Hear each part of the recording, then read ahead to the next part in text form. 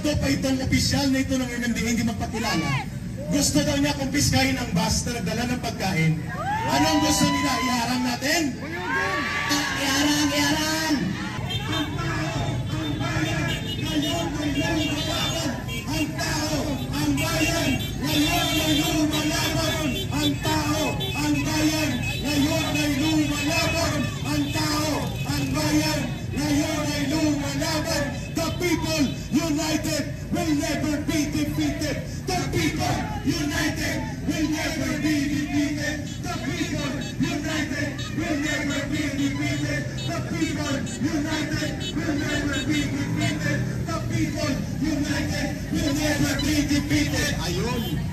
Lumalawak at tumadami ang pumupunta sa EDSA. Ang EDSA ay hindi pagmamayari ng sinumang grupo. Ang EDSA ay pagmamayari ng taong bayan. Ang EDSA ay walang relihiyon na sumasakop dito. Walang kulay, walang politiko na sumasakop sa EDSA. Ang EDSA ay para sa pagpapahayag ng mamamayang Pilipino. Kaya ang panawagan sa araw na ito, Marcos Romualdez, resign! Marcos Romualdez, resign! Marcos Romualdez, resign! Marcos Romualdez, resign! Marcos Romualdez, resign! Ayan! Ulitin po natin mga kababayan, mapayapa ang ating pagkilos. Atensyon muna, atensyon. Yung bus doon sa dulo, pagkain po yan. Ang bus sa likod ni Ka-Eric, pagkain po yan. Pero bago tayo sumibog kung ano man ang nandyan, pumunta na kayo dito sa hanay ng protesta. Ayos? Hindi ito birthday party. Ito ay protesta ng taong bayan. So panawagan natin, mga kababayan, ito po ay araw ng paniningil. Ito po ay araw ng pagprotesta. Okay, ibigay ko muna. Wait muna. Wait muna, Saira. Saira, wait muna. Nag-iisip muna. Saira, wait muna. Kalma, kalma. Dito muna mag-traffic. Magpa-traffic muna, okay? Okay, ibibigay ko muna kay Saira Jones. Ano? Dito ka na, dito ka na. Natay Ben, i-organize natin ito. Okay? Hindi pwede lahat tayo nagsasalita dito. Okay, ang microphone i-control natin. Dapat may programa tayo at mayroon tayong daloy. Okay? Okay, Saira, ikaw na muna. Okay, magandang umaga sa lahat. Gusto ko lang pong magpasalamat sa lahat ng mga taong pumunta upang ipakita ang galit. Galit sa namumuno. Walang ibang umiisip ng mga Marcos. Panawagan ng taong bayan. It is the time. Tanggalin na sa kanyang kinauupuan ang nakatao. Bongbong Marcos, ang kanyang pinsan na si Martin Romualdez. Utang na loob, maawa kayo sa taong bayan. Meron pa akong nakita sa social media na mga baka na naanad at kasalukuyang namatay na po. Dahil pa sa matinding rumaragas ang baha. Kayong mga isusumata, di ba hindi? Mabuhay ang sambayan ng Pilipino na lumalaban ng batas. Hindi nagluloko ng kapwa Pilipino. Mabuhay si Tatay Rene. Marcos, pro magnanakaw, mga magnanakaw sa magnanakaw, sabi ni Mr. Sinito. Maraming salamat po kay Manong Chavez sa kanyang suporta. Nandito ang kanyang pagkain. Kung sino man ang gustong magpalunod Siyempre, after resign, saka makakuhan. Hindi mo nang pwede kakuhan na nasa posisyon yan. Kasi may immunity naman yan. Ang mamahal sa bayan para kayo ay hindi magdiman. Mabuhay Manong Chavez. Nilaga ang protection. Pangawak pa sa mga vloggers na walang humpay na nandyan. Rain or shine. Mabuhay kayong lahat. Gusto ko lang magpasalamat sa mga mainstream media na nagko-cover ngayong araw na to para ipakita sa buong mundo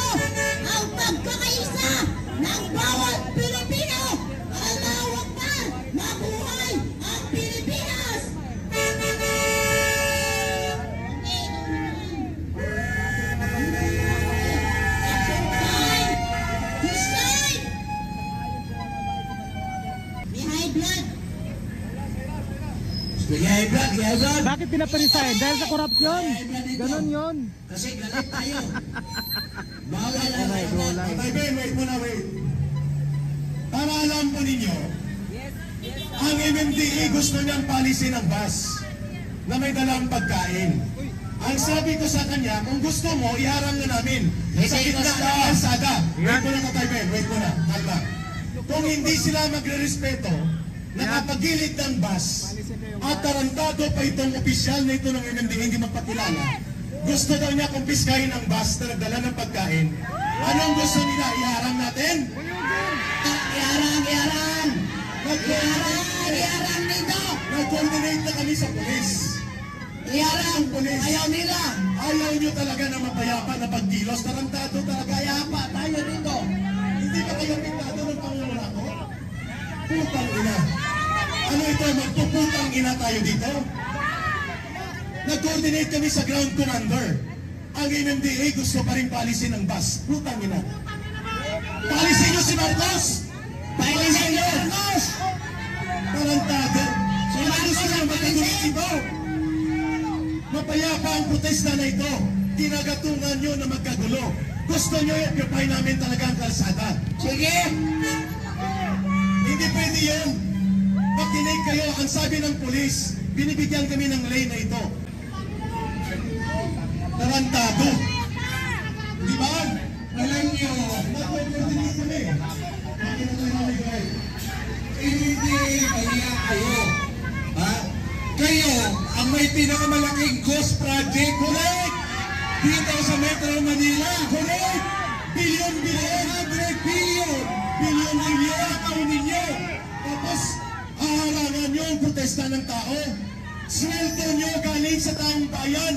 Nahihirapan nga kayo, kaya nga kayo namumurakot. Kaya nga kayo namumurakot eh. Dahil nahihirapan kayo. Itong laban na to, para sa inyo. Tapos kami ang inyong ipitin. Nag-coordinate kami sa polis. Sabihin nyo, putang ina nyo MMDA, magnanakaw kayo ng flood control. O yung bang gusto nyo marinig?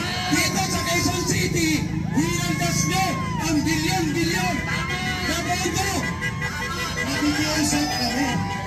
Maayos ang pakiusap namin. Kaya, rerespetuhin natin ang batas. We will follow the orders and coordination of the ground commander ng Philippine National Police. Hindi namin kalaban ang MMDA na mga empleyado. Pero ang namumuno sa inyo, bulok at magnanakaw. Ang flood control ninyo ay bilyon-bilyon. Kaya napipilitan ng MMDA dumiskarte sa lansangan. Naintindihan natin yon, pero hindi natin yan tinotolerate. Kaya wag na kayong magpapogi pa kay Marcos, putang ina. Iharang namin ang dalawang bus. Ano gusto nyo? Iharang na namin ngayon ang bus? Huwag kayong mag-provoke, MMDA. Huwag kayong mag-provoke ng gulo. Huwag kayong mag-provoke ng gulo. Mapayapa yung rally na to. Huwag kayong mag-provoke, MMDA. Saan Huwag lang kayo kayong sa polis? mag-provoke.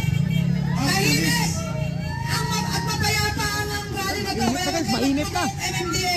Gulo yung hinahanap nyo, gulo. Gusto makialam. Iwasan nyo ang MMDA, mga gulo yung hinahanap nyo. Okay? Kumalma kayo. Tahimik ang aming pagrarally. Okay, fire. Hindi alis ang bus. Stay put. Ang mga pagkain doon sa dulo ng galeriya, pagkain po yan galing kay Governor Chavit Singson. Ang putang ina, sabi niya, wala akong pakialam kung si Chavit Singson yan. Alisin mo yan. Sabi ko, tarantado ka ba? Gusto mo ipagitna namin ng bus? Ano, oy.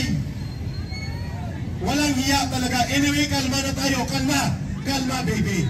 Kalma. Baby, kalma. Okay? Yes, kalma lang. Kalma, baby. Huwag kayong magpa-provoke dyan sa NMDA na yan. Tatay Mel, Pira, thank you so much. Mga kasama kong mga Pilipino na nakikinig ngayon sa buong Pilipinas, ito na ang panahon, ito na ang paniningil sa 3 taon na nagnakaw ang mga buhaya sa Malacanang, sa Kongreso at sa Executive Department. Buwis natin ang kanilang ninakaw. Buwis natin. Ninakaw nila ang ating buwis sa pamumuno na walang kwintang tao. sa pamumuno na walang kwentang presidente. Hindi nga niya alam kung anong problema sa Pilipinas, anong problema ng ordinaryong tao. Ninagaw ang kaban ng bayan ng mga Pilipino. Tinago rin sa ibang bansa. Kahit yung mga cronies ni Marcos noon nagnakaw. Pati yung mga political allies ng mga Marcos nagnakaw. Ngayon, nandito, bumalik ang pamilyang Marcos, nagnakaw din ang anak.